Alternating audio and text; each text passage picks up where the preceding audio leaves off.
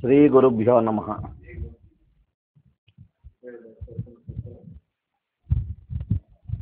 ఇప్పుడు మనకి homeo class ప్రారంభం చేస్తున్నాం.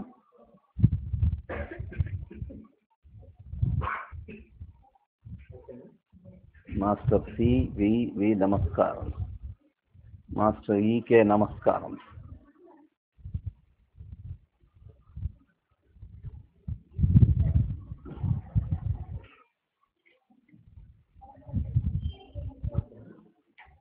ఆర్గనాన్ 275 ఎఫారిజం.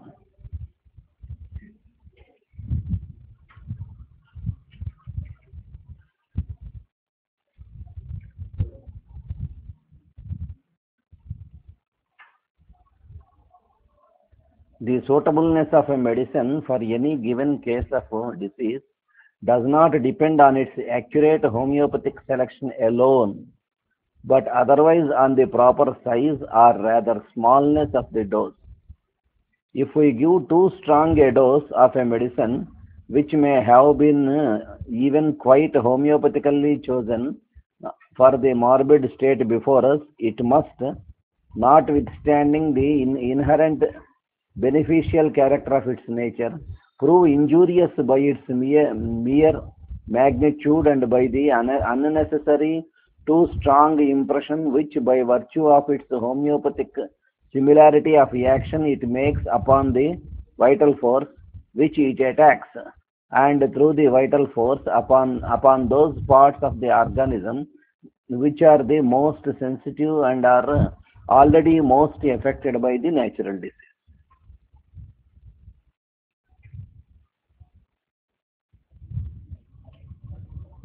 ఇప్పుడు మహేష్ గారు కామెంటరీ.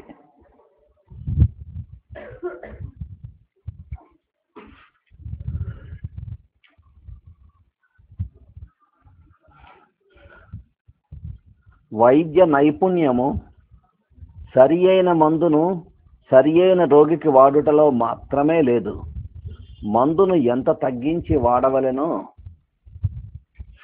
తెలియుటలో కూడా ఉన్నది.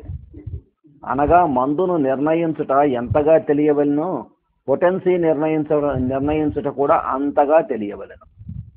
ఒక మందును వాడవలసిన దానికన్నా ఎక్కువ ప్రమాణములో వాడినచో కావలసిన దానికన్నా ఎక్కువ వేదనలు పుట్టి హాని కలిగించును. సారూప్యం ఉండుట వలన ఎంతగా పనిచేయునో అంతగానే హాని కూడా కలిగించును. ప్రాణశక్తిపై ఎక్కువ బాధ పుట్టించును కదా.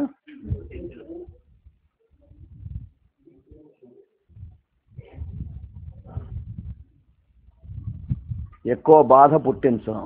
దాని మూలమున దేహభాగములను ఎక్కువ బాధ పెట్టును. దాని మూలమున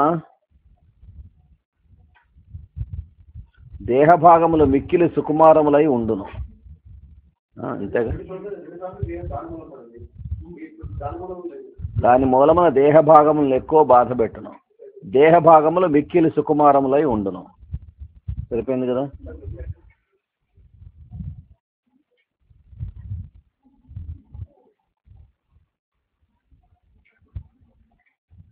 మరియు నైసర్గిక వ్యాధి వలన అంతకు ముందే పీడింపబడి ఉండును.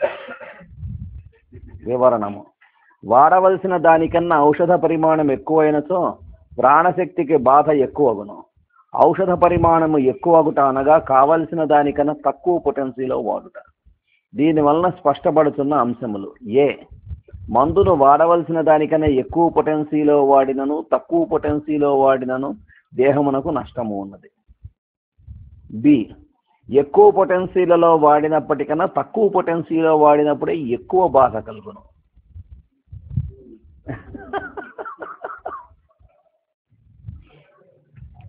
బాధాకరములైన ఉద్రేకములు పుట్టును.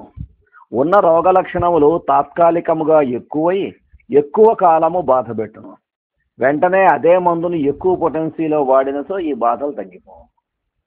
పొటెన్సీ తక్కువైనప్పుడు బాగా బాధలు ఎక్కువ అవుతాయి. కానీ అప్పటికే సిమిలారిటీ ఈ మెడిసిన్కే ఉంది, ఇంకే మెడిసిన్ మారలే, టోటాలిటీ మారలే, ఈ మెడిసిన్ టోటాలిటీ ఉంది.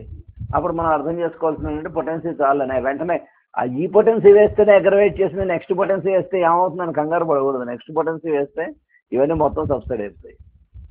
ఇది పొటెన్సీ చాలకపోయినా ఈ రకమైన ప్రాబ్లమ్స్ వస్తాయంట.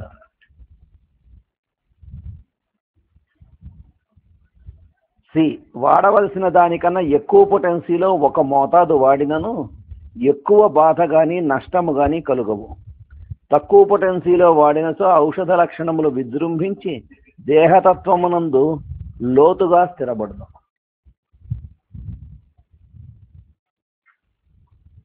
అంటే ఒక మామూలుగా అవసరం వచ్చిన కన్నా ఎక్కువ పొటెన్సీలో ఒక డోస్ వేసినా పెద్ద ఎక్కువ ప్రాబ్లం కాదు, కానీ తక్కువ పొటెన్షియల్ వేస్తే ఒక్కోసారి డిసీజ్ ఎస్టాబ్లిష్ అవుతుంది, డ్రగ్ డిసీజ్. డి, ఏ మందునైనాను 30 కన్నా ఎక్కువ పొటెన్సీలో వాడనని భీష్మించిన వారి వలన ఇట్టి బాధలు ఎక్కువ కలుగును. నేను ఏనాడు తొందరపడిన అసలు 30 కన్నా దాటి వేయను, దూకుడు నాకు ఇష్టం ఉండదు అంటూ ఉంటారు కొంతమంది. అంటే అర్థం ఏంటి, 30 కన్నా వేయడానికి భయపడుతున్నాను అర్థం లోపల. ముందు డాక్టర్ గారికి అర్జెంట్ నైట్రిక్ వేస్తే వారి తర్వాత వైద్యం సమంగా చేస్తారు.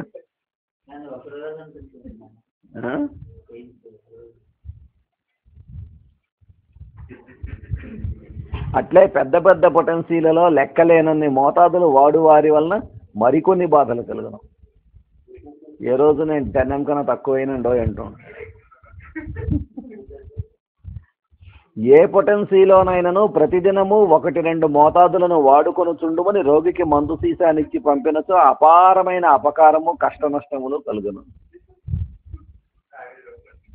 నక్సాగా 200 రోజు 2 డోసులు వేసుకొని తగ్గే వరకు, ఆ తర్వాత ఉంటే రండి. ఎవరు పేషెంట్?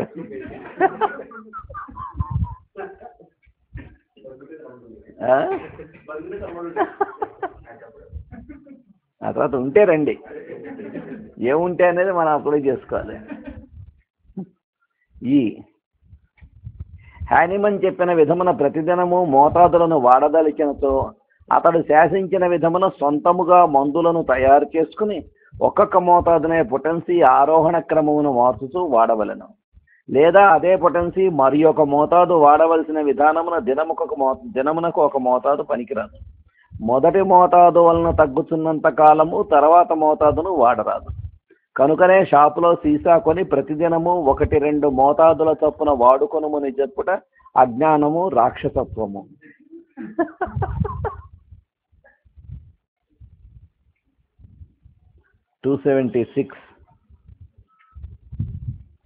సల్ఫర్ పొద్దున బాగా పనిచేస్తుంది, నక్సాక రాత్రి బాగా పనిచేస్తుంది అని చెప్పి సల్ఫర్ రోజు పొద్దున డోసు, రాత్రి నక్సో డోసు వేసుకుంటూ ఉండండి. కొంతమంది ఇస్తూ ఉంటారు అలాగే. For this reason A medicine, even though it may be homeopathically suited to the case of disease, does harm in every dose that is too large, and in strong doses it does more harm the greater its homeopathicity and the higher the potency selected, and it does much more injury than any equally large dose of a medicine that is unhomeopathic and in no respect adapted to the morbid state allopathic. డిస్సిమిలర్గా ఉన్న medicine చేసిన హారం కన్నా సిమిలర్గా ఉన్న medicine అలా వాడితే ఎక్కువ హారం చేస్తున్నారు. ఏం చేత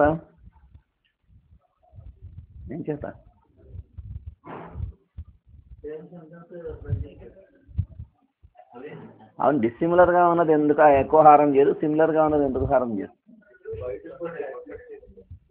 డిస్సిమిలర్గా ఉన్నటువంటిది రెమెడీ ఓ డోస్ పడినా వైటల్ ఫోర్స్ అది అవేకన్ అయ్యి ఆటోమేటిక్గా దాన్ని ఆ డిసిమిలర్గా ఉన్న దాని తాలూకు డ్రగ్ డిసీజ్ని ఎలిమినేట్ చేస్తుంది. కానీ సిమిలర్గా ఉన్నటువంటిది ఏం చేస్తుంది? సిమిలర్ డ్రగ్ డిసీజ్ కదా ప్రొడ్యూస్ చేసేది. అది రిపీటెడ్గా వాడడం వల్ల ఏమవుతుంది? డ్రగ్ డిసీజ్ స్ట్రాంగ్గా ఎస్టాబ్లిష్ అవుతుంది. 2 large doses of an accurately chosen homeopathic medicine, and especially when frequently repeated, bring about much trouble as a rule. They put the patient not seldom in danger of life or make his disease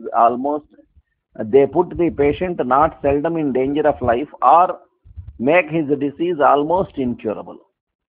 They do indeed extinguish the natural disease so far as the cessation of life principle is concerned, and the patient no longer suffers from the original disease from the moment that too strong dose of homeopathic medicine acted upon him, but he is in consequence more ill with the similar but more violent medicinal disease, which is most difficult to destroy. మన దేశం కదా original disease పోతుంది, కానీ ఇది మిగిలిపోయి దీనివల్ల more హారం జరుగుతుంది. ఆ రకమైన frequent repetition. Footnotes. The prize bestowed of late years by some few homeopathists on the larger doses is owing to this, either that they choose low dynamizations of the medicine to be administered as I myself used to do 20 years ago from not knowing any better, or that the medicines selected were not homeopathic and imperfectly prepared by their manufacturers. Thus, the continuous usage of aggressive allopathic large doses of mercurials against syphilis develops almost incurable mercurial maladies. Mercury medicines. When yet one or several doses of a mild but active mercurial preparation would certainly have radically cured in a few days the whole venereal disease, together with the chancre, provided it had not been destroyed by external measures, as is always done by allopathy. In the same way, the allopath gives Peruvian bark and quinine in intermittent fever daily in very large doses, where they are correctly indicated, and where one very small dose of a highly potentized China would unfailingly help in marsh intermittents and even in persons who were not affected by any evident psoric disease. A chronic China malady coupled at the same time with the development of psora is produced, which if it does not gradually kill the patient by damaging the internal important vital organs, especially spleen and liver, when put him nevertheless suffering from years in a sad state of health. A homeopathic antidote for such a misfortune produced by abuse of large doses of homeopathic remedies is hardly conceivable.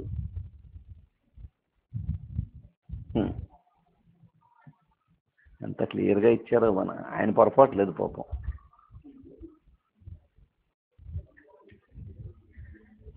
వాడవలసిన దానికన్నా ఎక్కువ పరిమాణము గల ఔషధము వాడినప్పుడు కలుగు నష్టము సారూప్యం ఎక్కువైన కొలది నష్టం ఎక్కువగను. చక్కగా రోగ పరిస్థితితో సారూప్యము సిద్ధించిన ఔషధమైనతో అపార నష్టము కలుగును. అది వాని లక్షణములతో సరిపోయిన మందు కానప్పుడు నష్టము చాలా తక్కువ కలుగును. వివరణము. కావలసిన దానికన్నా తక్కువ పొటెన్సీలో వాడబడిన ఔషధమునకు రోగి లక్షణములతో సారూప్యము ఎంత సిద్ధించినా అంత ఎక్కువ నష్టము కలుగును. కారణమేమనగా సారూప్యము ఎక్కువైన కొలది ఔషధ శక్తి ఎక్కువగా పనిచేయును.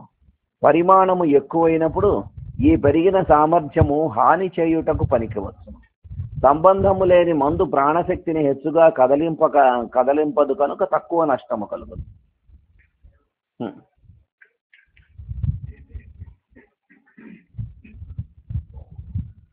సూక్ష్మముగా నిర్ణయింపబడిన మందుని ఎక్కువ పరిమాణమును ఎక్కువ తరచుగా వాడినచో చాలా బాధ కలిగించును. ఆ మోతాదులు వానిని చంపుటయో లేక వ్యాధి నివారణ కాని పరిస్థితిని కలిగించుటయో చేయును. అవి నైసర్గిక వ్యాధిని మొదటనే తొలగించును. అటుపైన అతడు పడు బాధలు నైసర్గిక వ్యాధికి సంబంధించినవి కావు. ఔషధం వలన కలిగిన అదే విధమైన వ్యాధి చాలా తీవ్ర రూపమును ధరించి బాధించును. వానిని తొలగించుట ఎంత కష్టమో చెప్పలేము.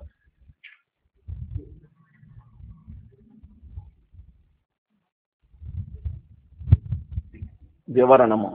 హోమియోపతి మందు సీసాను రోగి చేతికిచ్చి ప్రతిదినము వాడుకొనుమని చెప్పుట వలన రోగి రాను రాను ఎక్కువ రోగగ్రస్తుడై రోగములలో పాతుకొని పోవును. వైద్యుడు చాలా తక్కువ పొటెన్సీలు మాత్రమే అభిమానించు బుద్ధిమంతుడైనచో వాని బారి నుండి రోగులు బయటపడుట కళ్ళ.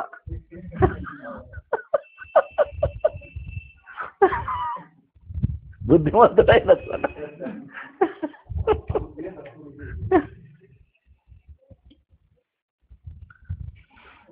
Kant's Lectures on Philosophy.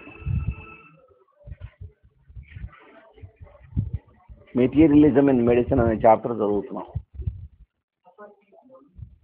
అఫారిజం 14.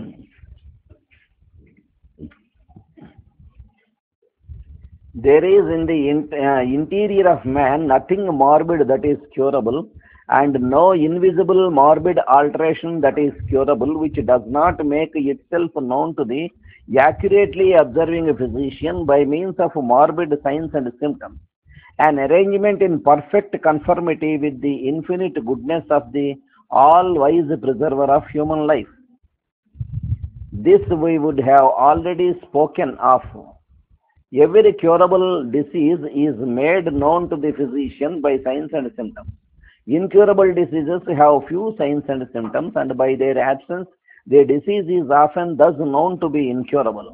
By watching the patient gradually decline without any symptoms but those which are the common expressions of pathological conditions, we see that the case is incurable and is going down to death.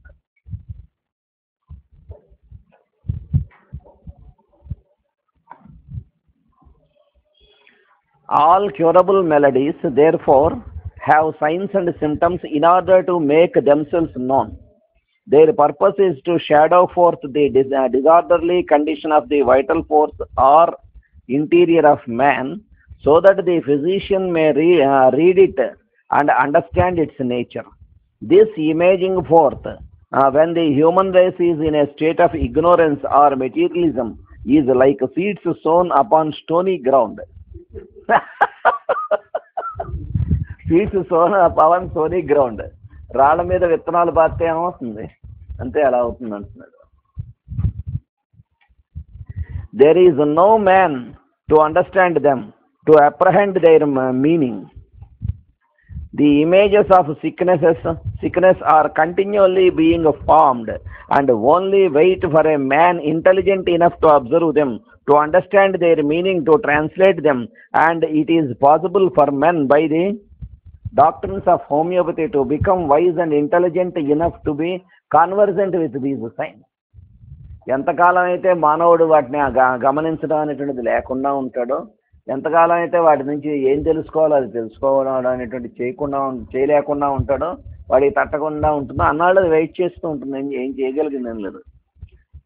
ఎందుకు వస్తున్నాయి ఈ science and symptoms, ఈ లక్షణాలు ఎందుకు వస్తున్నాయి అంటే, అది ఎంత ఎక్కువగా లక్షణాలు వస్తే క్యూరబుల్ స్టేజ్లో ఆ డిసీజ్ ఉంటే అంత క్లియర్గా అంత బ్రహ్మాండంగా లక్షణాలు వాడికి బయటికి వస్తాయి. ఎంత ఇన్క్యూరబుల్ స్టేట్కి వెళ్తే అంత తక్కువ లక్షణాలు ఇవన్నీ సప్రెస్ అయిపోతాయి. All the symptoms will be suppressed. అంచేత మళ్ళీ హోమియోపతి చదివిన తర్వాత హోమియోపతిక్ డాక్టర్, ఇంటెలిజెంట్ డాక్టర్, వాడు తెలుసుకోవాల్సిందే వీటి గురించి. In this paragraph, we also see Hahnemann's recognition of divine providence.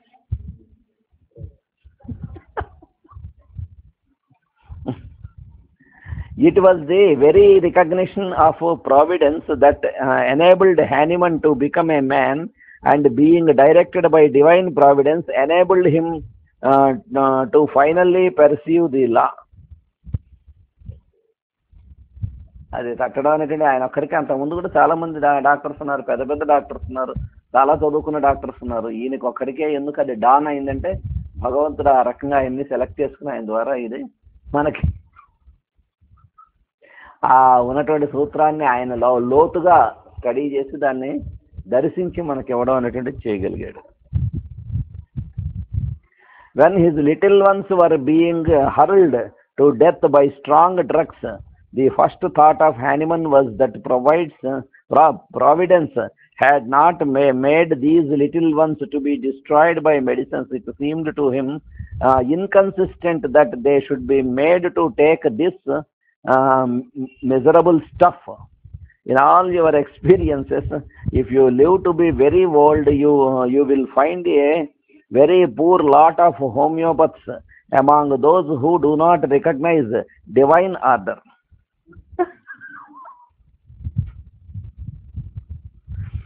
You will find among them false science, experimentation, but never any government of principle, no thought of purpose, order or use. వాళ్ళలో experiment అది సైన్స్ని అర్థం చేసుకోవడం కానీ దర్శనం చేయడం కానీ కరెక్ట్గా ఇవ్వడం కానీ ఏముండదు, ఏదో ఎక్స్పెరిమెంట్ దాని మీద కొట్టుకుపోతూ ఉంటాడు. అలాంటి వాళ్ళే ఎక్కువ హోమియోపతిస్గా ఉంటారు. Hahnemann was not in the strictest sense the discoverer of the law, for Hippocrates said that disease might be caused either by opposites or similars, cured. Caused diseases and చూద్దాం ముందుకెళ్ళాక చూద్దాం. Diseases might be caused either by opposites or similars, but Hahnemann discovered this by pure experimentation and the following out of a strict order. Cured correct, caused kada.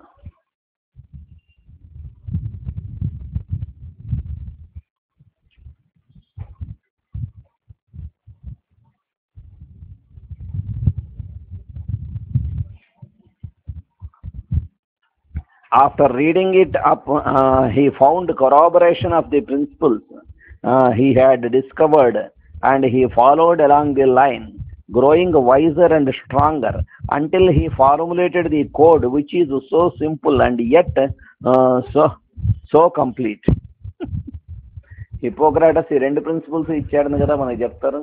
కాంట్రారియా కాంట్రారస్ క్యూరెంటరు, similia సిమిలబస్ క్యూరెంటరు, రెండు ఆయన ఇచ్చినవే.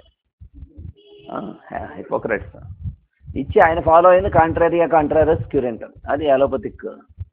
Similia సిమిలబస్ క్యూరెంటర్ అలా ఉంది, అంటే opposites will cure the diseases, likes will cure the diseases. ఆ రెండు అందులో likes will cure the disease అనేది అలా ఉండిపోయింది. ఆ ప్రిన్సిపల్ నెమ్మదిగా ఈయన స్టడీ చేసి దాంట్లో నుంచి యువతలకు లాగాడు ఈయన. కాబట్టి అసలు మొట్టమొదటి ఆ లా అనేటువంటిది కానీ ఆ ప్రిన్సిపల్ కానీ ఇచ్చింది ఆయనే ఇచ్చాడు, కానీ దాన్ని మళ్ళీ పట్టుకుని భగవంతుడి దయ వల్ల యువతలకి ఈయన.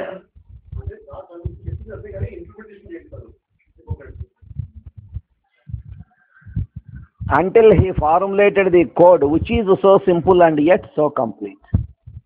ఆ కోడ్ హోమియోపతి తాలూకు కోడ్ ఏదైతే కనిపెట్టాడో చాలా సింపుల్, కానీ ఇన్ ఇట్ సెల్ఫ్ కంప్లీట్. అది ఏదో పార్ట్ లేకపోతే ఏదో కొంతే కనుక్కున్నాడు దాన్ని ఇంకా ఇది చేయాలి అనేటువంటిది ఏం లేదు. ఏదైతే చెప్పాడో అది కంప్లీట్ సైన్స్.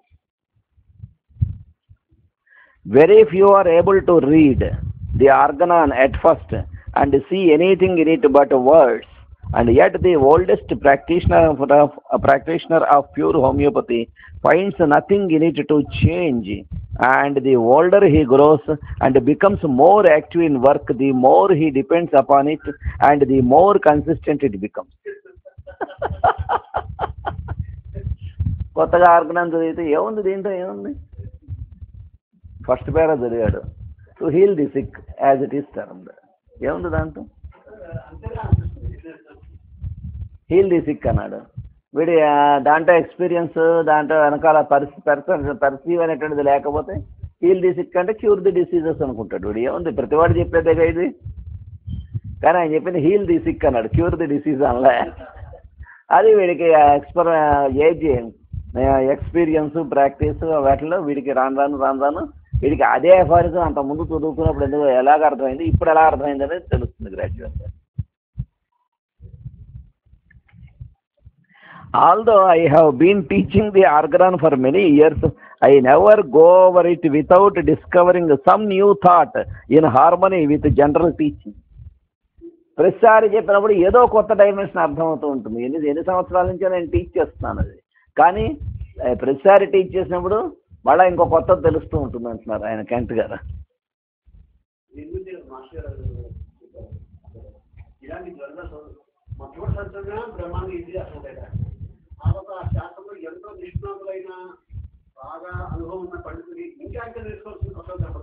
చాలాను మరి మేష్ గారి బుక్స్ దగ్గరే కనిపిస్తాయి ఇవి. మేష్ గారి నవల్స్ ఉన్నాయి, ఆ నవల్స్ పురాణ పురుషుడు, పురుష మేధం ఇవి చదువుతూ ఉంటాం. మొట్టమొదటి చదివినప్పుడు బాగానే ఉంది, బ్రహ్మాండంగా ఉంది. బాగుంది. రెండోసారి చదివాం, ఇంకా ఇంకా అంతకన్నా ఇంకా కొన్ని కొత్త డైమెన్షన్స్ అర్థమవుతాయి. మూడోసారి చదివాం, 10ఓసారి చదివాం, 20ఓసారి చదివాం. ప్రతిసారి కూడా అంత ముందుదే కదా అనిపిస్తుంది, ఇంకో కొత్త డైమెన్షన్ అర్థమవుతుంది. పాతవి పోకుండా, పాత మైండ్లోంచి పోకుండా ఇంకో కొత్త డైమెన్షన్ దాంట్లోంచే అర్థమవుతుంది. వేరే పరీక్ష కోసం చదివేది కదగా. అంటే పరీక్ష కోసం చదివితే పరీక్ష అయ్యాక అది మైండ్లోంచి చెరిపేచ్చు కదా.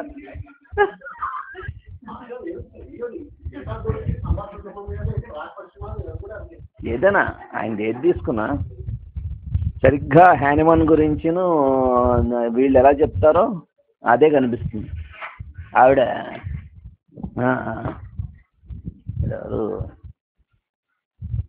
The song of material medica మొత్తం పద్యాల్లో రాసిన టైలర్, ఆవిడ చెప్తుంది, ML tailor.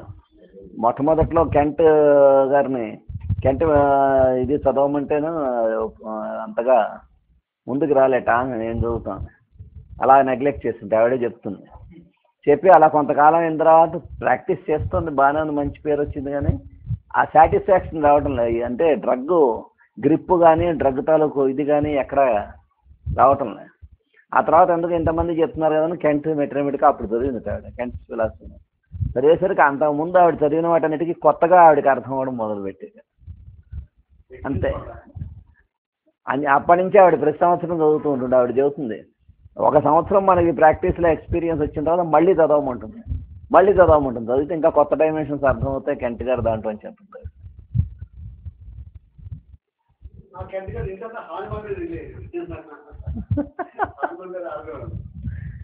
The continued study of the organon brings a deeper and deeper understanding of it because it is true. ఎందుకంటే ఇంతకుముందు అన్నీ ఇలా చెప్పాం, ఆ థీరీస్ ఇలా ఉన్నాయి, ఈ థీరీస్ ఇలా ఉన్నాయి, ఈ థీరీస్ అందరూ కలిసి ఈ థీరీస్ ఓకే అన్నారు కాబట్టి ఇదొక థీరీ అని వస్తూ ఉంటాయి. మళ్ళీ 2 ఏళ్ళు 3 ఏళ్ళు 4 ఏళ్ళు అయిన తర్వాత ఈ థీరీ తప్పు, అది థీరీ తీసేయండి, ఫలానా డ్రగ్ ఇలా అందరూ యాక్షన్ వస్తుందన్నారు కాబట్టి ఈ డ్రగ్ ఇలా వాడారు అని కొన్ని లక్షల మంది మీద ఆ డ్రగ్ అయిపోయిన తర్వాత దీని బ్యాడ్ ఎఫెక్ట్స్ ఇలా ఉంటాయి కాబట్టి ఈ డ్రగ్ ఇప్పటి నుంచి వాడద్దు. దీంట్లో అదేం లేదంటున్నాడు. ఎందుకంటే అది ఎప్పుడైనా సరే ప్రకృతిలో ఆయన ఇచ్చినటువంటి ప్రకృతి తాలూకు నేచర్స్ లా ఏదైతే ఉందో దాంట్లో నుంచి ఇచ్చినది, అది ఎటర్నల్, శాశ్వతం.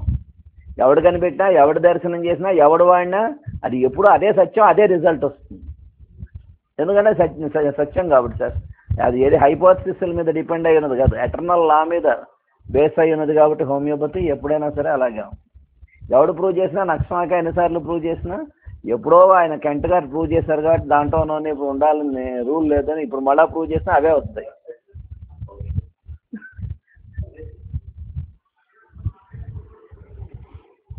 ఎప్పుడో ఆయన కనిపెట్టినప్పుడు, హ్యానిమన్ గారు కనిపెట్టినప్పుడు ప్రూవ్ చేసిన డ్రగ్స్ ఇవన్నీ ఇప్పుడు మోడర్న్ టైమ్స్లో వేరేగా ప్రూవింగ్స్ రావాలి ఇప్పుడు అని ఎవడన్నా సోరిక్ ఫెలో అనుకుంటే వాడి తృప్తి కోసం వాడు అన్నీ మళ్ళీ ప్రూవ్ చేసుకున్నా ఇవే సిమ్టమ్స్ వస్తాయి. కానీ ఇవి కాకుండా ఇంకేదైనా వాడు ఏమైనా గమనిస్తే ఆ ఎక్స్పీరియన్స్లో కూడా గమనించొస్తున్నాడు. ఈయనకంటే చెప్పారు చోట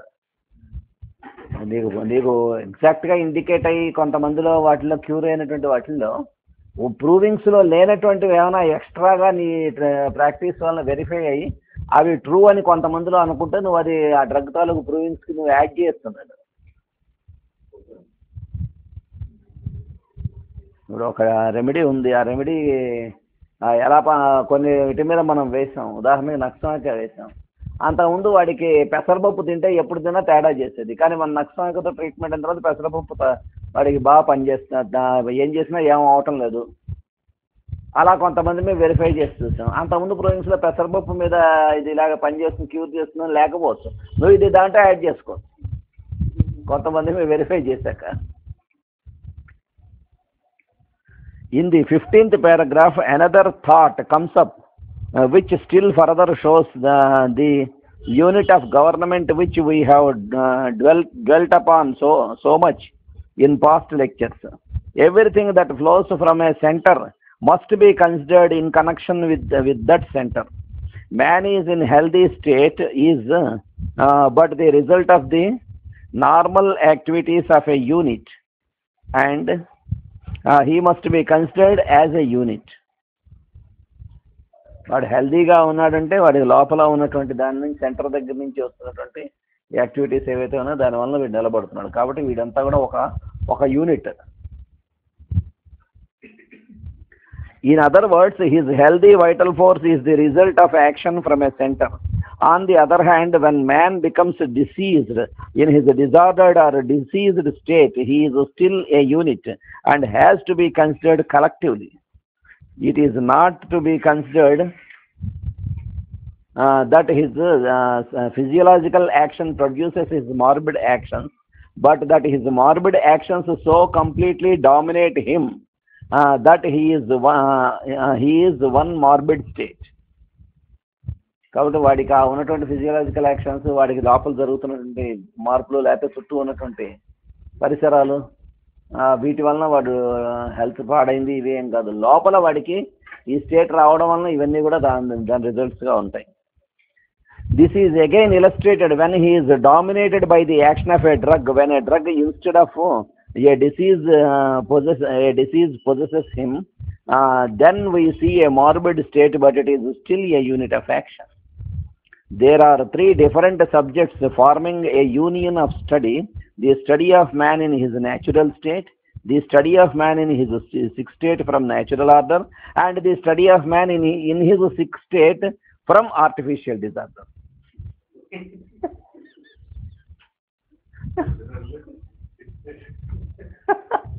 ఒరిజినల్గా హెల్తీగా ఉన్నవాడు, న్యాచురల్ డిసీజ్ వలన మళ్ళీ హెల్త్ పాడైన వాడు, ఆర్టిఫిషియల్ డిసీజ్ వలన మళ్ళీ హెల్త్ పాడైన వాడు. Each remedy must be studied as a unit first, and then those units may be compared. To intermingle comparative materia medica without a full knowledge of units is a mistake. ఒక్కొక్క medicine ఒక యూనిట్గా మనం, ఒక person ఎలా అయితే ఒక్కొక్క యూనిట్గా మనం అర్థం చేసుకుంటాం. ఇప్పుడు వాడిని ఇద్దరు పర్సన్స్ని చూసినప్పుడు వీడే అని ఎలాగ మనం ఐడెంటిఫై చేస్తున్నాం?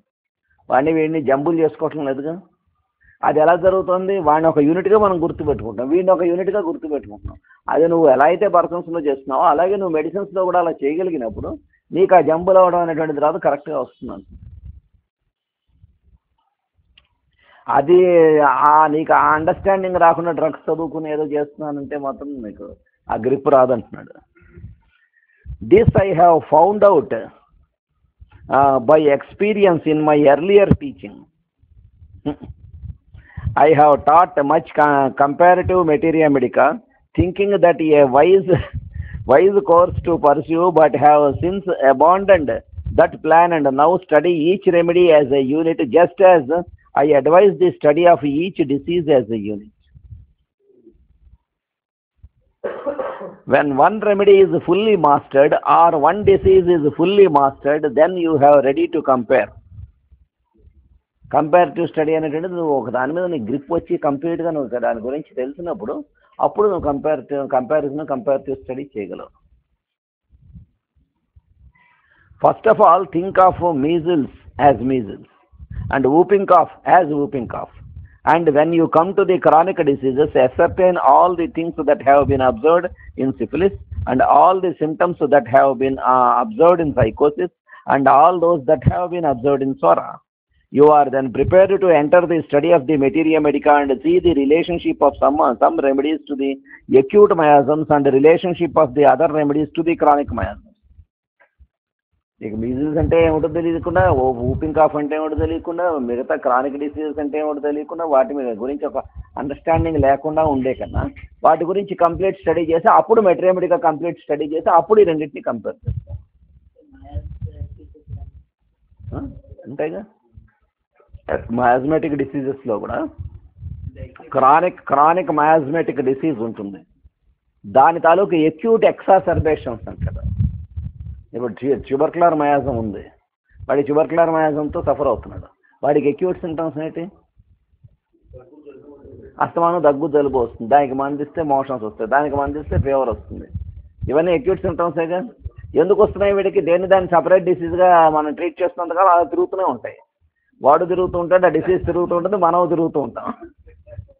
కానీ దీన్ని ఒక మయాజంగా మనం అండర్స్టాండ్ చేసుకుని, ట్యూబర్కులర్ మయాజంగా అర్థం చేసుకుని దాంట్లో వీడి తాలూకు ఆ నేచర్కి సిమిలర్గా ఉండేటువంటి పద్ధతిలో ట్రీట్మెంట్ ఇవ్వాలి. అయితే మోషన్స్ వచ్చినప్పుడు మోషన్స్కి మెడిసిన్ ఇస్తున్నాం, పోడోఫైలం ఇస్తున్నాం, తగ్గిపోతున్నాయి.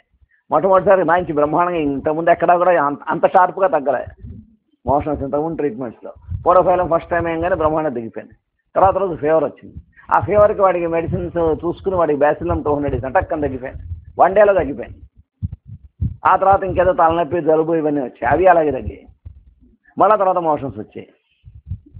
ఓ 10 రోజుల్లో 15 రోజుల్లో పోయాక ఈసారి పోడోఫైలం వేస్తే కొంచెం లేటుగా తగ్గాయి. ఫస్ట్ టైం తగ్గినట్టు తగ్గలే. అలాగే ఫీవర్ వస్తే బ్యాసిలం వేస్తే లేటుగా తగ్గింది. మళ్ళీ 10 రోజులు పోయాక మళ్ళీ రిపీట్ అయింది. ఈసారి వేస్తే ఇంకా లేటుగా తగ్గుతుంది. ఆ తర్వాత ఇక పని చేయదు. క్రానిక్ ఉంది లోపల, మనం తెలుసుకోలేకపోయాం. వాడికి ఉన్నది ట్యూబర్క్యులర్ మయాజం. ఓదానికి మందిస్తే ఇంకోటి, ఓదానికి మందిస్తే ఇంకోటి, ఇలా తిరుగుతున్నాయి. అది వాడికి ఉందని మనం గ్రహించలేకపోయాం. ఈ వచ్చిన అక్యూట్ ప్రద్దాన్ని ట్రీట్ చేసుకుంటూ కూర్చున్నాం, ఎందుకంటే మనకు ఆ ఎక్స్పీరియన్స్ లేదు కాబట్టి. మనకు ఎక్స్పీరియన్స్ వచ్చే కొద్ది ఏముంది, ఫస్ట్ సైట్లోనే ఫస్ట్ వాడి తాలూకు కేసు రికార్డులోనే మనకు అర్థమైపోతుంది వీళ్ళు ఈ నేచర్ ఉందని. అంచేత వాడికి ఒక అక్యూట్ తగ్గి గ్యాప్ ఇవ్వగానే దాని తాలూకు రెమెడీ చేసుకుంటాం. క్రానిక్ రెమెడీ ఏదో ముందే మనం కేసు టేకింగ్ చేసుకున్నప్పుడు సెలెక్ట్ చేసి పెట్టుకున్నాం. లేకపోతే ఏమవుతుంది, ఒక 5-6 నెలలో 7-8 నెలలో ఈ ఎక్స్పెరిమెంట్ అయ్యాక అప్పుడు ఓహో మా నాదంపదగా ఇది కనుక్కోలేదని అప్పుడు మనకి డాన్ అవుతుంది. ఇన్నాళ్ళ నుంచి వీళ్ళే ఇది ఉందని మనం తెలుసుకోలేకపోయామని అప్పుడు డాన్ అవుతుంది. ఈలోపు సఫర్ అవుతూ ఉంటాయి. పోడోఫైలం మొదట పనిచేసింది, ఇప్పుడు ఎందుకు పని చేయలేదు? బ్యాసిలం అప్పుడు పనిచేసింది, ఇప్పుడు ఎందుకు పని చేయలేదు? 3వ సారి 4వ సారి అయ్యాక పొటెన్సీ పెంచేస్తాం, అయినా పని చేయదు. ఏం చేత వెనకాలడానికి మందు పట్టడం లేదు, దీనికే పడుతుంది. ఇవి acute exacerbations of chronic miasm.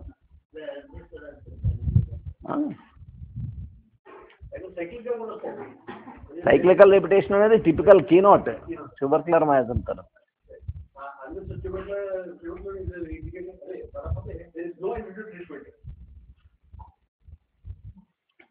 You will see particularly the image of measles in some remedies, the image of whooping cough in others, and the image of psora, syphilis and psychosis in others. Then you are ready to proceed with which may be called individualization, because these are the most general, and from those we go into particulars and then into comparison. This is the classical way to proceed. And when it is followed, the physician becomes wise and intelligent and can apply the materia medica with wonderful precision. Sage Chips said. Such was Hahnemann's method.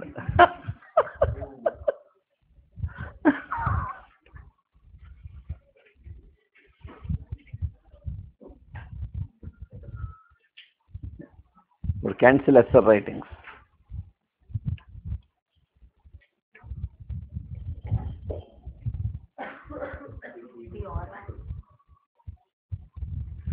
The healing principle అనేది మనం చదువుతున్నాం.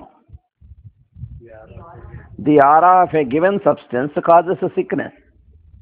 This has been observed by long distance inhalations of rose wine. The rose causes sickness in some people. This has been observed in the painter who takes colic from the aura of his brush. Even when painting in the open air, or the same colic may come from sleeping in a newly painted room. అది ఆరా. వాడికి ఆ brush పట్టుకునేసరికి కడుపు నొప్పి వస్తుంది. ఎందుచేతంటే ఆ smell ఆరాగా వీడికి పనిచేస్తుంది.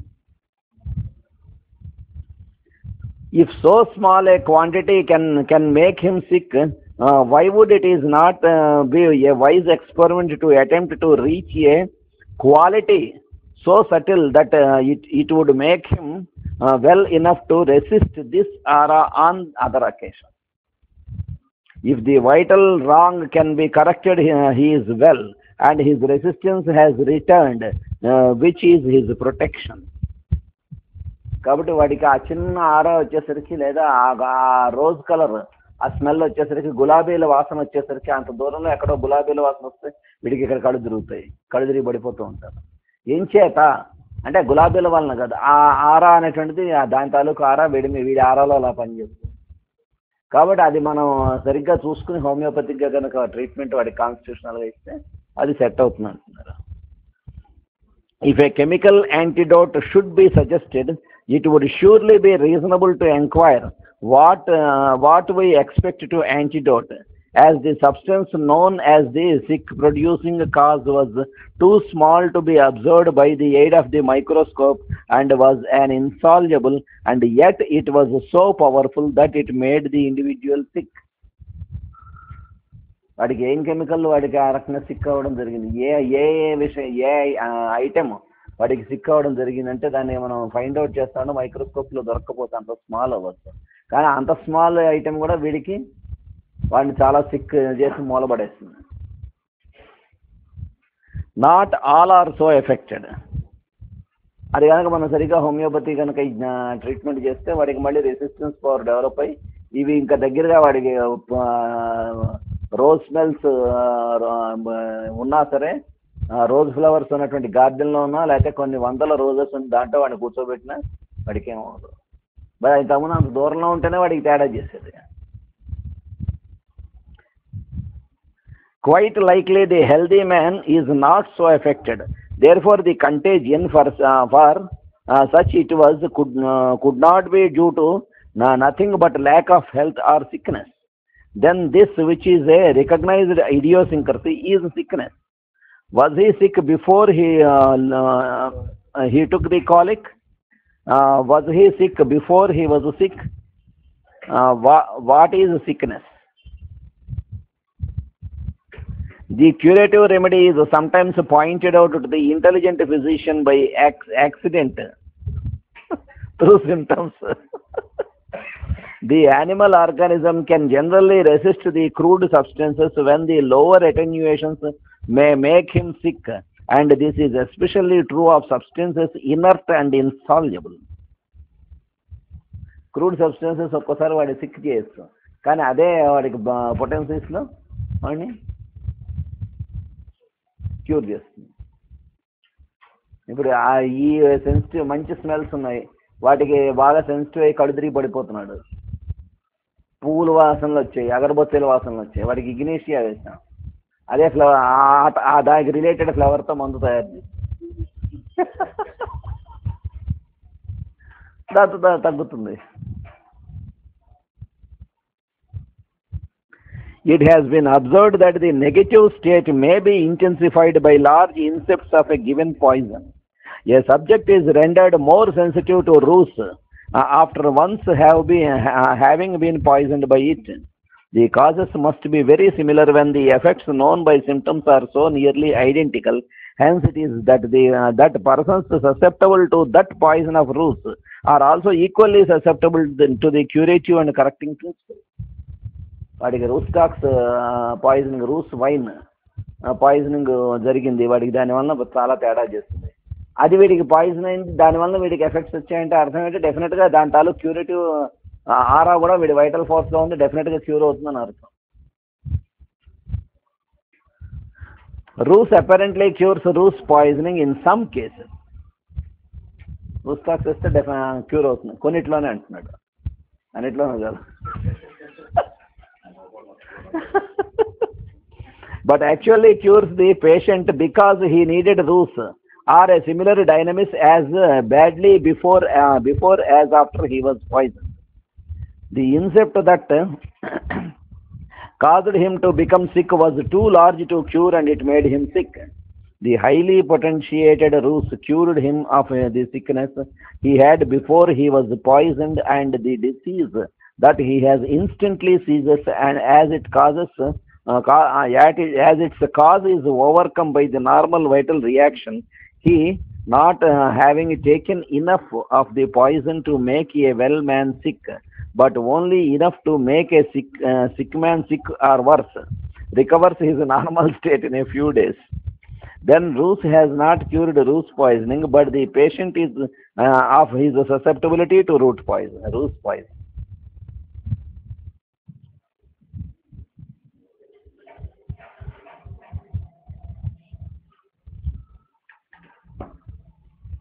Hahnemann గారు lesser writings.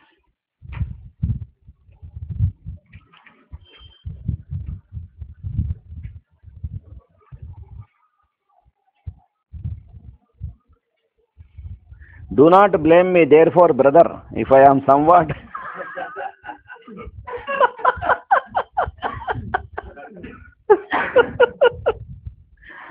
if I am somewhat prejudiced against those general dietetic rules for the sensible persons.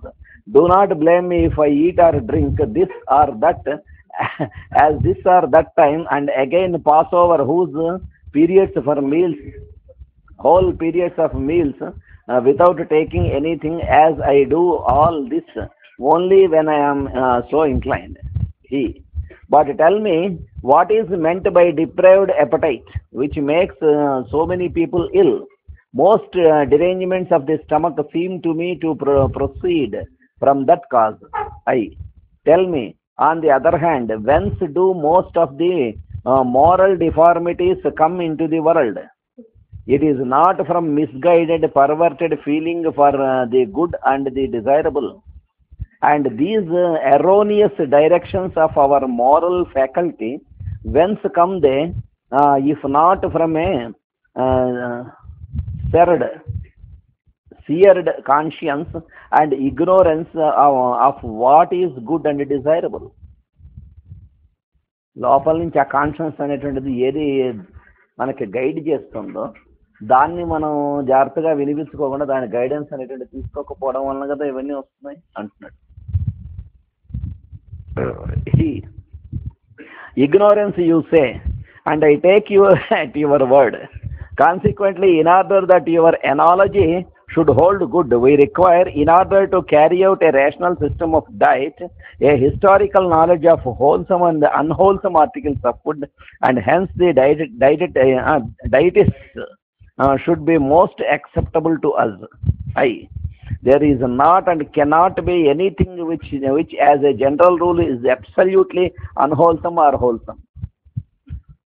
అవన్నవాడు అంటున్నాడు, ఏదైనా ఒక సరైనటువంటి డైటిస్ట్ ఉండి ఇది మంచి ఇది చెడు ఇది ఇలా చేయండి అనేటువంటి చెప్పేటువంటి పద్ధతిలో ఏదైనా ఒక రూల్ అండ్ రెగ్యులేషన్ ఏదైనా చెప్తారా అని అడుగుతున్నాడు. కాబట్టి as hard and fast rule ఇది డిజైరబుల్ ఇది అన్డిజైరబుల్ ఇది తినొచ్చు ఇది తినకూడదు అనేటువంటిది ప్రత్యేకంగా ఏమి లేదో చూసుకోవాలంటున్నాడు. Just as bread is useless to him that has an inflammatory disease, and to him that has his belly full, and as belladonna can in certain cases restore the health, so none of the other general maxims of the dietists can be accounted good, such as veal is the most wholesome butcher's meat, chervil is a wholesome vegetable, etc. How can a thing that we can swallow be, under all circumstances and in every condition of the body, universally wholesome, healthful, innocent, hurtful, or poisonous? There is a time for everything, says the king sage, and to my mind he speaks much more sensibly than most of the dietetics. కాబట్టి ఏది ఇదో ఈ ఐటమా ఇదని కాదు, ఆ టైంని బట్టి వాడి కండిషన్ని బట్టి అది ఏదైతే ఉన్నటువంటిదో. ఇప్పుడు ఒక్కోసారి నువ్వు బ్రెడ్ తిను అన్నావు, బ్రెడ్ మంచిది కరెక్టే కొంతవరకు, కానీ ఒక్కొక్కరికి బ్రెడ్డే పడదు, అది తిన్నప్పుడే వాడికి తేడా చేస్తుంది, అది వాడికే.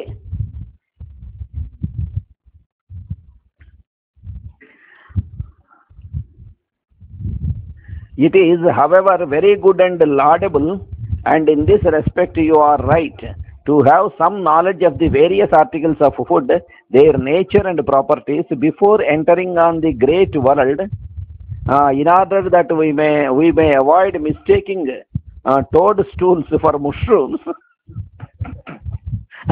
or allowing a solution of corrosive sublimate for liquor.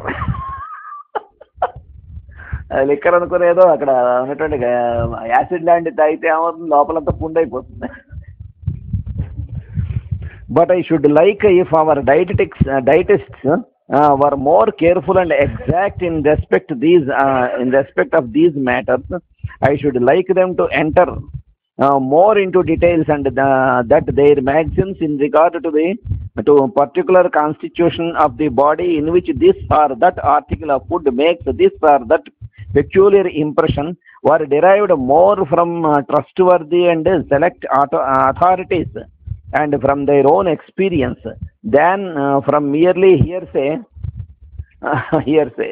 but this is a Herculean task. And a useful system of diet of this kind will long remain ideal only. And with this, adieu, dear brother.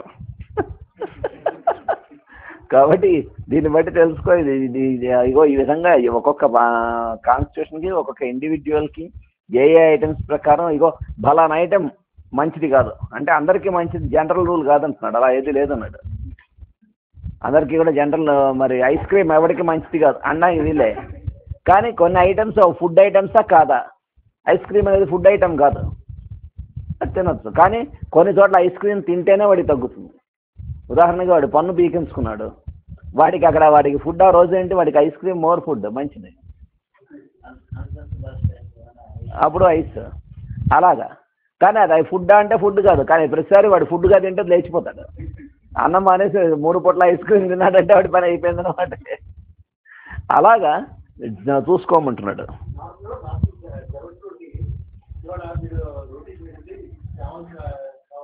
అవును అవును అంతే. నీకు నార్త్లో అంతా రోజు రొట్టెలు తింటాడు కాబట్టి వాడి డైట్ ఆ రోజు మార్చాలి. ఫీవర్ వచ్చిన రోజున అన్నం తినమంటాడు. మనం రోజు అన్నం తింటాం కాబట్టి వాడికి అన్నం జ్వరం వచ్చిన రోజున రొట్టెలు తినమంటాం.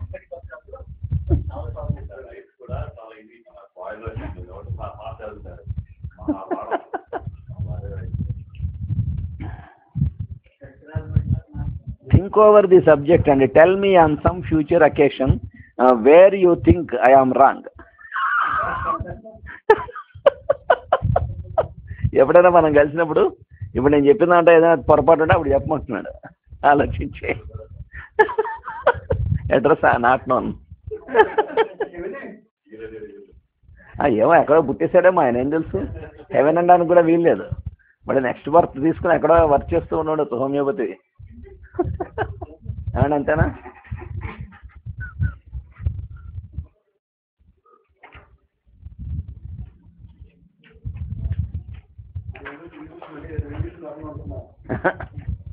క్లినికల్ మెటీరియా మెడికా ఫ్యారింగ్టన్ దాంట్లో ఎపిస్ చదువుతున్నాం.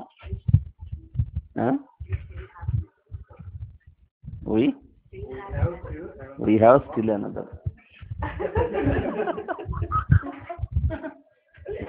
we still gather.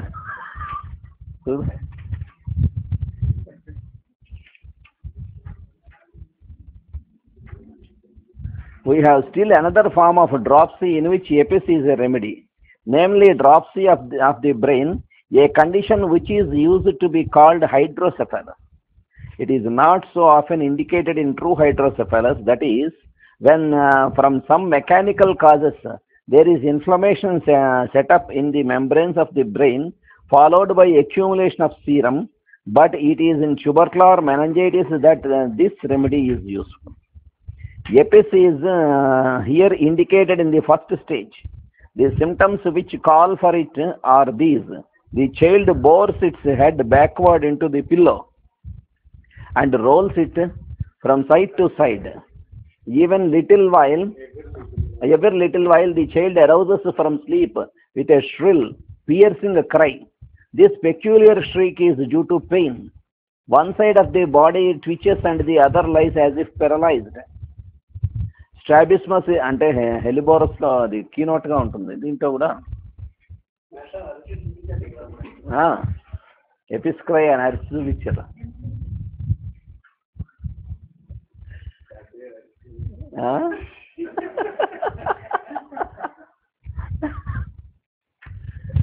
Strabismus is usually present.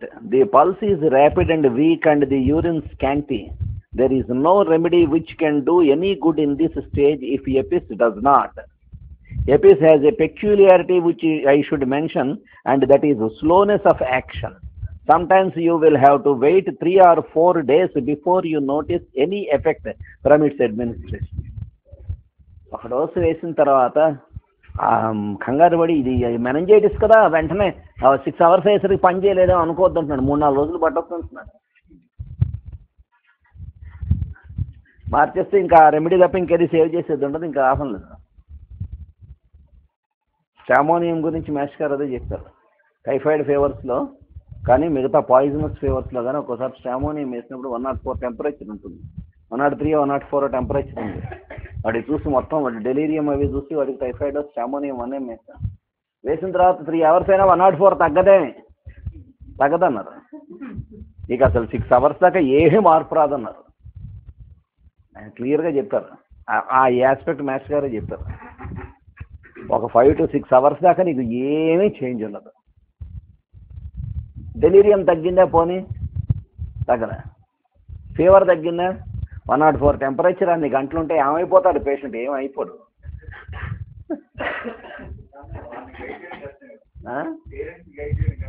దాని మెథడ్ కూడా మాస్టర్ గారు ఇచ్చారు.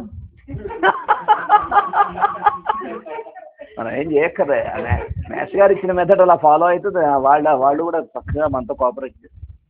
మనం వాళ్ళని దబాయించి ఏమయ్యా వేసిన మంది ఏమనుకుంటున్నాం, ఒక 5-6 గంటలు తర్వాత పని చేస్తుంది అని వాడిని కోపడితే వాడికేమో తెలుస్తుంది. వాడే మెట్రేవిడికి చదివాడా, హోమియోపతి చదివాడా? అయ్యో దానికి వాడికి అన్నీ ఎక్స్ప్లెయిన్ చేయక్కర్లే. ఏం చేయాలో దానికి కూడా మెథడ్ మాస్టర్ గారు చాలా చెప్పారు. అవి చేస్తూ ఉన్నామే.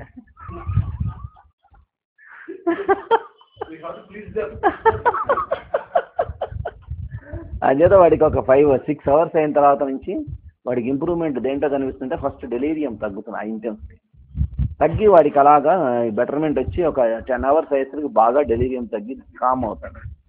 ఒక 24 hours అయ్యేసరికి కన్సిడరబుల్గా ఫీవర్ తగ్గుతుంది. 2 degrees దాకా. మరి 104 నుంచి 102కి వచ్చి ఆగిపోయిందిగా. 24 hours 2 degrees అయినా తగ్గడం. అంతకన్నా తగ్గే అవకాశం లేదు. లోపల ఉన్నటువంటి డిసీజ్ పెథాలజీ వలన ముందర అక్కడ చేంజ్ రాకుండా టెంపరేచర్ తగ్గడానికి ట్రై చేస్తే ఏమవుతుంది? పేషెంట్ కోమాలో గడుపుతాడు ఇలాంటి కండిషన్స్లో. చెప్పి ఈయన చాలా క్లియర్గా చెప్తున్నాడు. 3-4 days కూడా నువ్వు ఎపిస్ వేసి ఆ కండిషన్లో మార్పు రావడానికి 3-4 days కూడా ఒక్కోసారి వెయిట్ చేయాల్సి వస్తుంది. మార్పు రాదంటున్నాడు అప్పటిదాకా. In dropsies, EPIS may be compared first of all with arsenicum, which has the same transparency of the brain and is also of use in dropsies of renal, cardiac or hepatic origin. The differences between the two remedies are these. Arsenicum has intolerable thirst, but the patient usually drinks only a small quantity at a time because water annoys the stomach.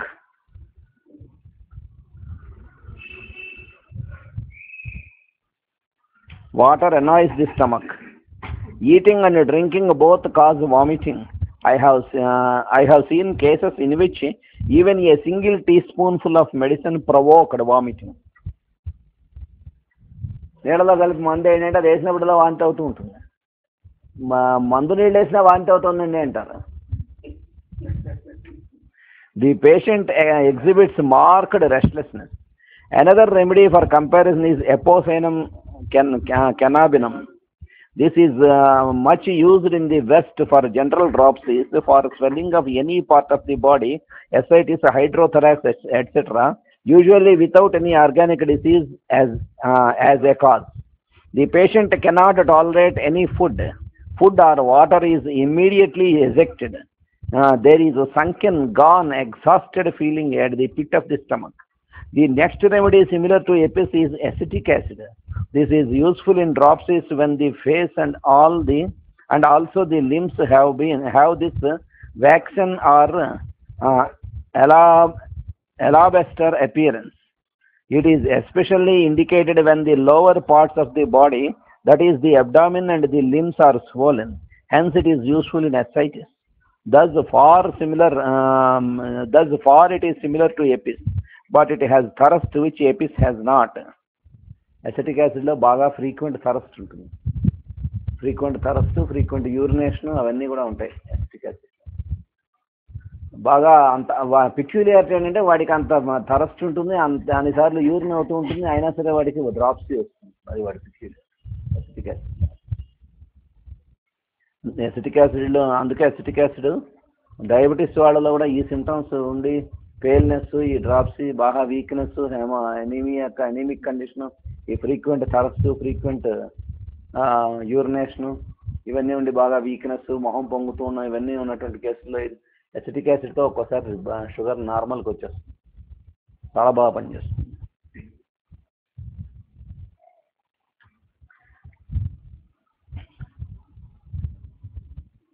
But it has a thirst which EPIS has not. The gastric disturbance is almost always present, such as sour belching, water brush, and diarrhea. Acetic acid is an undeservedly neglected remedy in dropsy. You see how it stands between Apis and arsenicum. It differs from both of these remedies in the preponderance of gastric symptoms. In hydrocephalus, the most similar remedy to Apis in the stages of exudation is sulfur.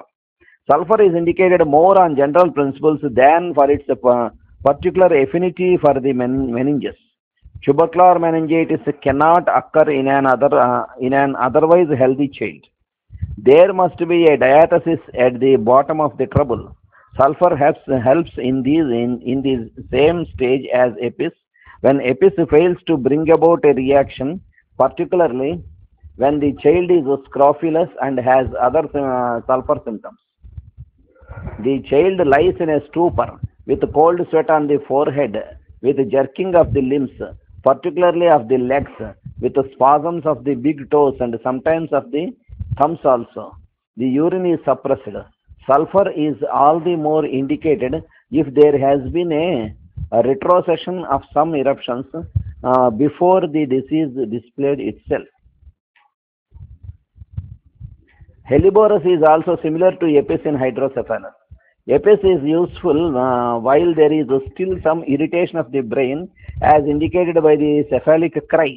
Helleborus comes in when torpor predominates and the child lies wholly unconscious. Meningitis ఉండి అరుస్తూ ఉంటాడు, రెస్ట్లెస్గా ఉంటాడు. అక్కడ దాకా Apis పనిచేస్తుంది. ఆ next స్టేజ్లో అవన్నీ పోతాయి. ఊరికే అలాగా చచ్చిన వాళ్ళే బడి ఉంటాడు, అలాగా డల్గా అయిపోయి. అక్కడికి వచ్చేసరికి మళ్ళీ హెలిబోరస్ దగ్గరికి వస్తుంది. The eyes do not react to light. The urine is suppressed. There is automatic motion of one side of the body. You will notice too a peculiar corrugation of the muscles of the forehead, particularly the occipitofrontalis. In mild cases, before the stupor is profound, you will find hellebore indicated by these symptoms. This corrugation of the muscles of the forehead is present together with a constant chewing motion of the mouth. The child seems to have no wants. It asks for nothing. Yet when given water, it drinks with avidity.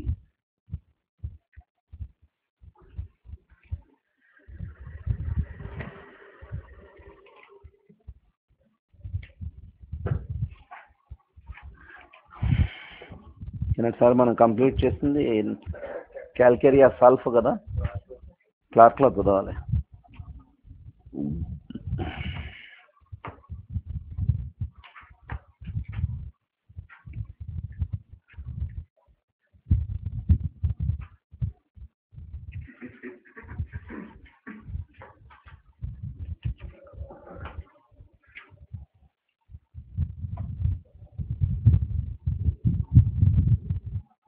Calcarea sulfurica, Clark Dictionary of Medical. Sulfate of calcium, gypsum, plaster of Paris, trituration. Calcarea sulf is closely related to hepar sulf. Hepar sulf or calcarea, which is an impure sulfide of calcium but has a wider sphere and deeper action in suppurative process. It is Schussler's connective tissue salt, and most of the indications for its use are derived from his clinical experience. In the last edition of his biochemic therapy, Schussler discards calcarea sulf because it is not an actual constituent of the tissues, but he distributes its functions between silicea and natron phos. Homeopaths, having no biochemic theory to support, may continue its use without scruple, especially as it has been proved by Herring and others. It is indicated in all kinds of cases after pus has found a vent. Nash has cured a case of suppurating a kidney with it. It differs from hepar in sensitiveness to air. Hepar cannot bear the slightest exposure. Calcarea sulf has amelioration in open air, better walking in it, desire for it. Both have aggravation from change of weather. Calcarea sulf has not the Excessive sensitiveness to touch found in HEPAR. Hansen recommends it in dry eczema in children. Cystic tumors, fibromata, and polypi have been cured with calcareous cells.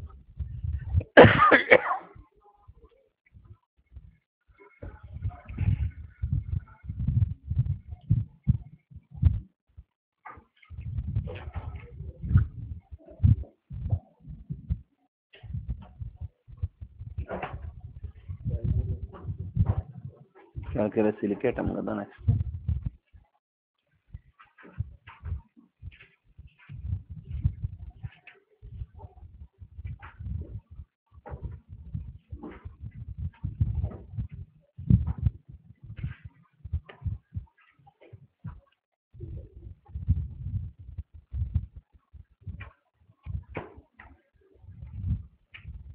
ఎంతది దాంట్లో page number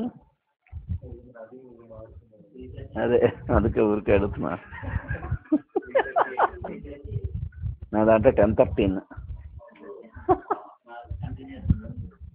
అంటే దీంతో ఫస్ట్లో neuro medicine ల్యాక్షన్ ఇచ్చేవాడు దీంట్లో ఆ తర్వాత వాటిలో మా మధ్యలో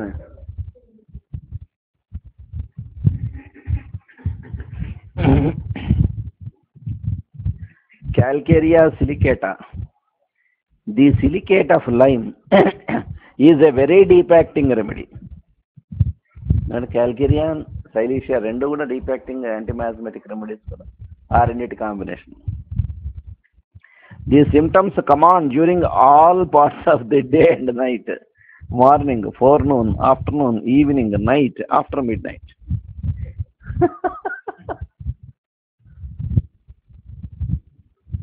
అన్ని టైంలోనే వస్తాడు దీని సొంతం. ఇట్ యాక్ట్స్ ప్రౌడ్లీ ప్రౌడ్లీ అని ఇచ్చాడు ఇక్కడ.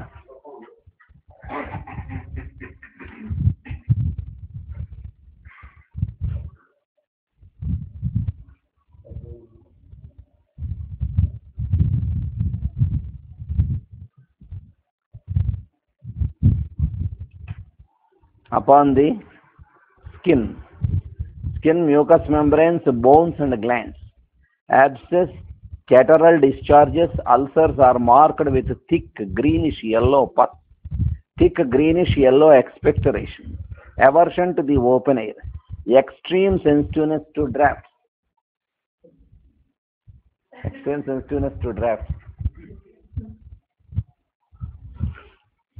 One prover felt better in open air, very sensitive to wine and alcoholic stimulants, marked paleness as in anemia, weakness and out of breath, ascending states like calcarea, aversion to bathing and worse from bathing, especially cold bathing makes worse in a prover who had always enjoyed cold bathing. Aversion to bathing and worse from bathing. స్నానం అంటే ఇష్టం లేదు. Especially cold bathing makes worse in a prover who had always enjoyed cold bathing. నార్మల్గా అయితే అసలు ఇది, కానీ ఆ ఒక్కళ్ళలో మాత్రం వాడు కోల్డ్ చన్నీళ్ళ స్నానం చేస్తే మంచి హ్యాపీగా ఫీల్ అయ్యేవాడు. Complaints worse after breakfast. It has cured epithelioma and lupus. From what is known of both calcarea and silica, it ought to be a remedy it carries where the symptoms agree. Change of weather from warm to cold makes all symptoms worse. Many symptoms are worse after coition. Worse from cold in general, cold air becoming cold, and after becoming cold, worse in cold wet weather. Takes cold in cold weather. Seems to be constantly taking cold. Many internal congestions, contraction of orifices, a convulsive tendency. It greatly mitigates the constitutional condition in patients suffering from epilepsy, making the fits lighter and farther apart. The veins are greatly distended and a sensation of fullness in many parts. The symptoms are worse during and after eating. Emaciation is marked, and especially in children who have inherited phthisis, weakness, night sweats, and seminal emissions. వాళ్ళలో శైలీషియా మామూలుగా యాక్టివ్గా ఉన్న వాటిలో శైలీషియా వేయం కదా, కానీ తప్పనిసరిగా వేయాల్సి వస్తే ఇలాంటి వాటిలోకి వెళ్ళదు. క్యాల్కేరియా సిలికేటా, అలాగే కొన్ని చోట్ల ఫాస్ఫరస్ వేయలేము, అక్కడ క్యాల్కేరియా ఫాస్ వేయచ్చు. యాసిడ్ ఫాస్ కానీ క్యాల్కేరియా ఫాస్ కానీ అవి వేసుకుంటే ఇప్పుడు టీబీ బాగా యాక్టివ్గా ఉండి బాగా వాడు చాలా వీక్గా ఉన్నాడు, ఫాస్ఫరస్ వేసి తీరాలి, అలాంటి సింటమ్స్ ఉన్నాయి. ఫాస్ఫరస్ బదులు యాసిడ్ ఫాస్ వేయచ్చు, నీరసం తగ్గుతుంది. ఈ ఫాస్ఫరస్ తాలూకు యాక్షన్ కూడా దాంట్లో వాళ్ళే పనిచేస్తుంది. The least exertion prostrates and increases many symptoms. Faintness creeps over her. The muscles become flabby. He is more comfortable on low diet and when fasting. Cold food, cold milk, and cold drinks make many complaints worse. The mucous membranes bleed easily. Hemorrhage from the throat, nose, larynx, and chest. He is cold all the time. Marked lack of vital heat. One chilly prover became warm after the proving. Curative action. Great aggravation from being overheated. The body feels heavy and the organs drag down. Inflammation in external and internal parts, in bones and glands. Extremely sensitive to a jar in all internal parts. Lassitude day and night, but worse evening and night. Must lie down all the time. The muscles, tendons, and joints are weak and easily strained. The weakness is much like arsenicum and china, or as though from loss of fluids. He is most comfortable when lying in bed on back. Lying helps most symptoms. After lying a while, he seems very, very well. But as soon as he walks about, all the lassitude returns, and he must lie down. Many symptoms come at the menstrual period, before, during, and after. All symptoms are worse from motion. Mucus secretions increased and greenish yellow. Numbness of single parts, of parts lain on, and of painful parts. The weakness suggests it in complaints following onanism. The blood seems to rush from body to head with great heat of flashes of heat.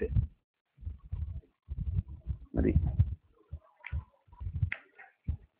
Vasudeva స్వస్తి ప్రజాభ్యః పరిపాలయంతాం న్యాయేన మార్గేణ మహీం మహేశాః గోబ్రాహ్మణేభ్యः శుభమస్తు నిత్యం లోకాః సమస్తః